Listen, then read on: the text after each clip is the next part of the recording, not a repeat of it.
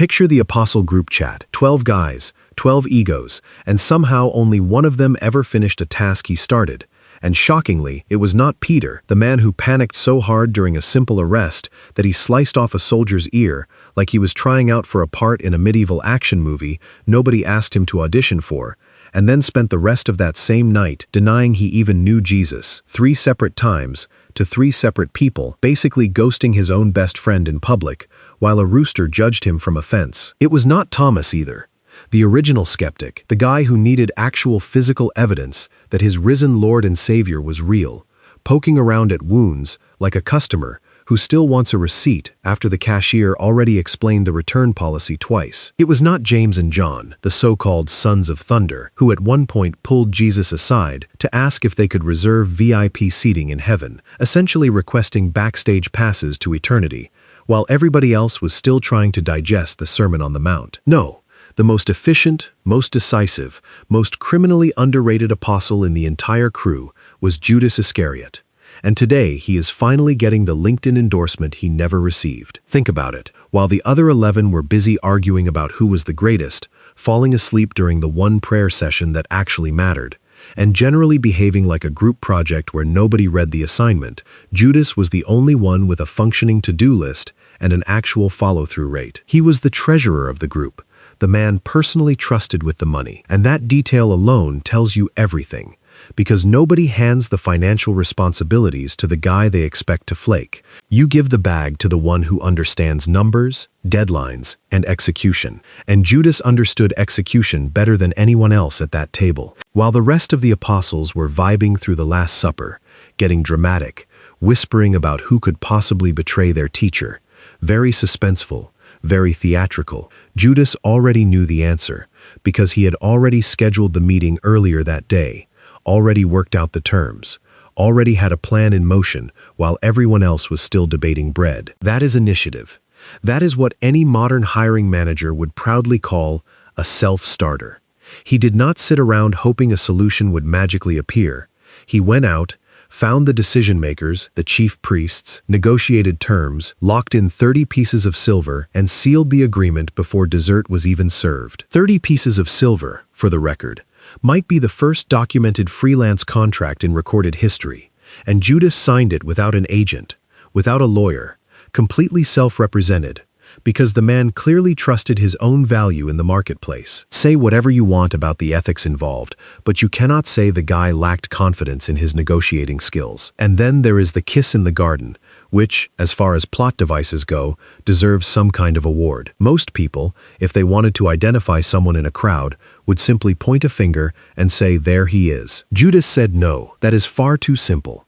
I am going to walk up, embrace my teacher like an old friend, kiss him gently on the cheek, and let that tender gesture be the actual signal for his arrest. That is not just betrayal, that is theater. That is full-blown dramatic staging thousands of years before anyone ever invented the modern season finale plot twist. Every other apostle's biggest contribution to the story so far had been getting confused, getting scared, or fully denying their own teacher in public. And here comes Judas, delivering arguably the most iconic single gesture in the entire New Testament narrative. You cannot teach that kind of timing in any seminary. While Peter was out here swinging swords like he was auditioning for a night role nobody actually cast him in, Judas was quietly making sure the entire prophetic plan of salvation stayed exactly on schedule. No delays, no excuses, no rescheduling. Because here is the part that nobody really wants to admit out loud. If Judas does not do what Judas did, there is no arrest, no trial, no crucifixion, no resurrection, no Easter. None of it happens the way it was supposed to happen. The entire foundation of Christian history, 2,000 years of churches, holidays, and slightly questionable Easter ham dinners, hinges entirely on Judas showing up and actually completing his deeply unpleasant assignment. He is basically the stagehand quietly moving the props backstage so the main show can go on. Except the prop he happened to move was the single most consequential turning point in human history. That is not a minor supporting role. That is the opening act that makes the headliner's entire performance possible in the first place. Meanwhile, the other apostles are out here collecting credit for things like fishing, doubting, sleeping through important prayer requests, and requesting heavenly thrones, while Judas is the one apostle who actually executes the single most pivotal move in the whole story, without flinching. People love to say Judas was the worst apostle of all time, the ultimate traitor, the guy you specifically warn your children about during Sunday school. But functionally speaking, in terms of pure narrative necessity, he might be the most valuable player nobody ever wants to hand a trophy to. It is a little like blaming the villain in a movie for being excellent at being the villain. My friend, that is literally the job description. Somebody had to fill that role, and Judas filled it with full commitment, zero hesitation, and frankly better production value than anyone expected going into it. And let us not forget, Judas was trusted enough to be appointed treasurer in the first place, meaning out of 12 grown men, Jesus personally selected him to manage the group's finances. That is not a random assignment handed out at random. That is a position of genuine responsibility, basically the disciple equivalent of being handed the company credit card and the spreadsheet password on day one. You do not give the company credit card to someone untrustworthy, at least not intentionally. So for most of his time as an apostle, Judas was clearly viewed as one of the most reliable, organized, and dependable members of the entire group, while Peter was out here making confident promises he absolutely could not keep, and Thomas was out here requiring constant emotional and physical reassurance for basically everything that happened. Even his guilt afterward hits differently when you actually sit with it. The text tells us he was overwhelmed with remorse, that he tried desperately to return the money, that he genuinely could not live with what he had done. That is not the behavior of some cartoonishly heartless villain twirling a mustache in the shadows.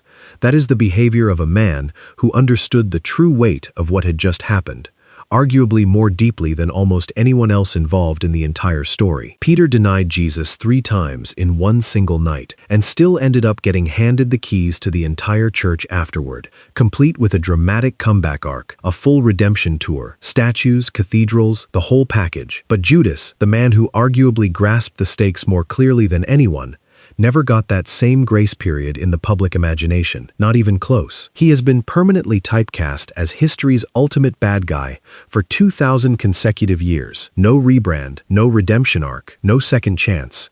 Just locked into the role of humanity's most famous traitor, while Peter gets parades. If this entire story were a workplace, Judas would be the most underappreciated employee of the century.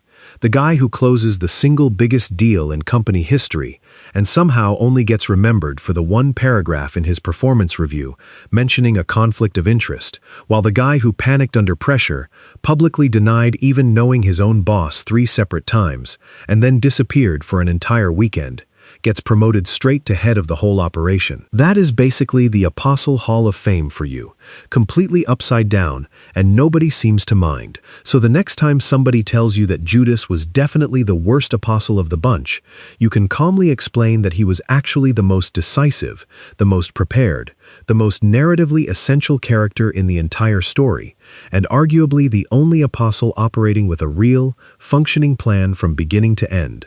The original results-driven team member, trapped inside a group full of well-meaning but chronically disorganized fishermen. And honestly, in literally any other story, that kind of follow-through earns you Employee of the Month, not eternal villain status reserved for all time. But hey, that is just show business for you. Or in this particular case, that happens to be the entire foundation of Western civilization. No pressure at all.